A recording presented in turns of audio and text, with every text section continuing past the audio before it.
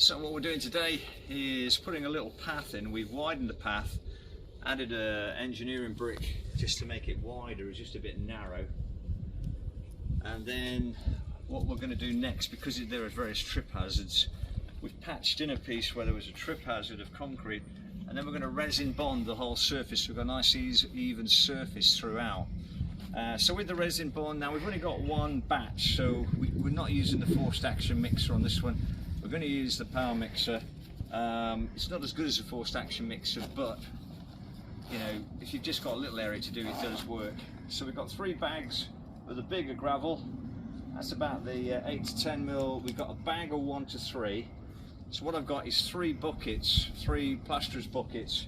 We're going to put the bigger gravel, 1 of each of that, and then we're going to split the smaller one, the 1 to 3, into 3 parts.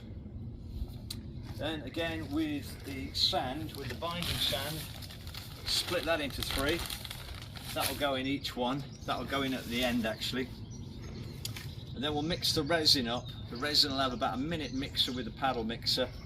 We'll mix all that up, and then we're going to tip a third of the mix into each of the buckets. Okay, so that's what we're doing with the resin. Once we mixed it all up, that'll be ready to go. We just got to prime the surface. So we've blown out the surface, we've cleaned it, we've blowed it out with the leaf blower. So that's all pretty clean. We're just going to give this a coating of primer now, a really heavy, really good coat of that. On the sides we'll put some gaffer tape just to stop any resin leaking out onto the bricks at the side, and then we'll be ready to go. So here's the primer going on, just giving that a nice sort of coating there, just ready then for preparing the base, so when we put the resin bond, that will be all nice and bonded well to the base. Okay, so what we're going to do is we just added the resin A to resin B, and then we're going to mix for 1 minute. So I'm going to hit my stopwatch and we'll just get that going, and we'll mix for 1 minute. That's alright, Mark, give me a stopper there. So when you are doing it without a forced action mixer, what you've got to do is you're going to need at least 3 of these buckets, and then a bigger one is good, or 4 of them is really good. And we mix it up as best we can, put all the different parts in. So you've got the big size chippings, you've got the smaller size chipping and the sands. You've got make sure you've got equal parts in each of the tubs. But when it comes to mixing, if you're using an ordinary like paddle mixer, then you've got to make sure you've got it mixed really well. So one of these is a bit wider, so we've mixed it up by hand and just with a gauging trowel. And now we're going to put the resin in, which I've mixed that up. We'll pour the resin in.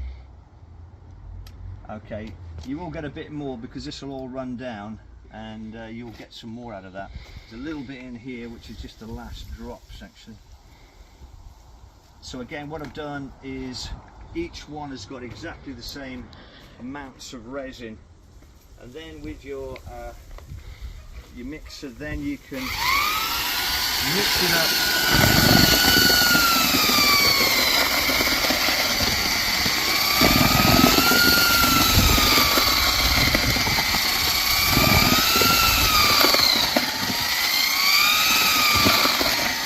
What we do, we turn it back and forth. We have to turn it back and forth a couple of times just to make sure you've got all the resin mixed in. So again, we go with the paddle mixer. You can see it's just not quite mixed the bottom. So what we've got to do there is get in, pull this back a little bit.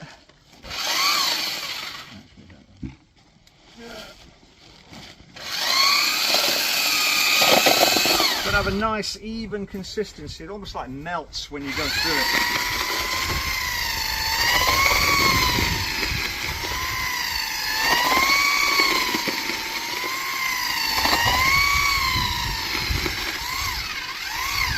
So if you try to do it with a paddle, too much weight for the paddle to deal with, and that's why a wider box is much better. What we'll do, we'll tip it one more time back into the box.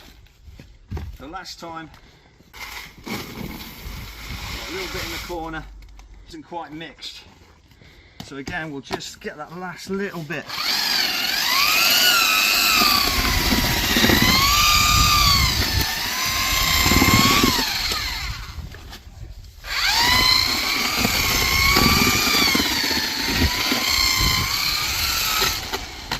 And that's got it now.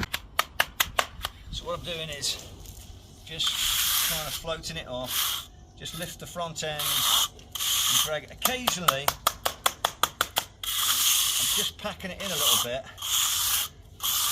and there's a little bit of a low spot there, so I can pop a tiny bit more in there.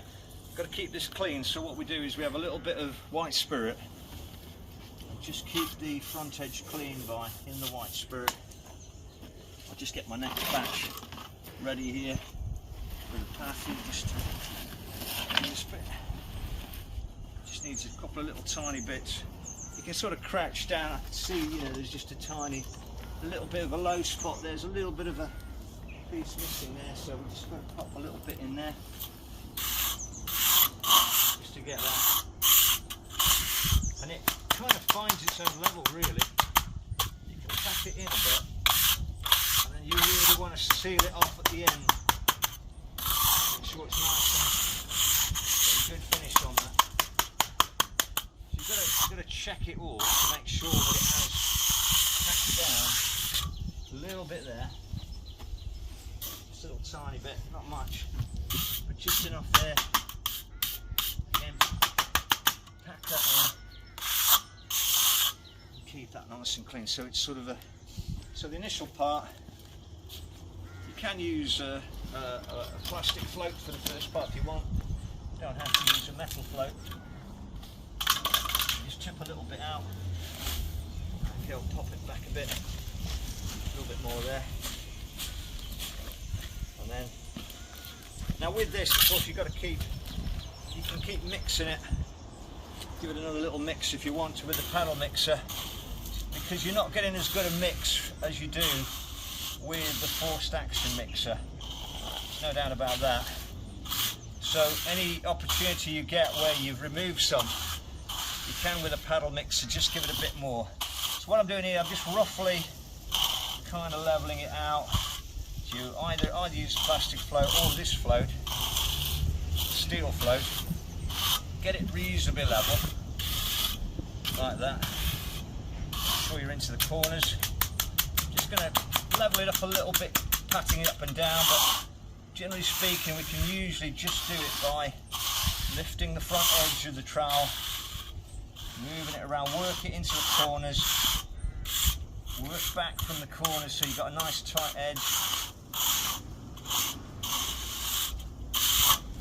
Make sure there are no kind of low spots.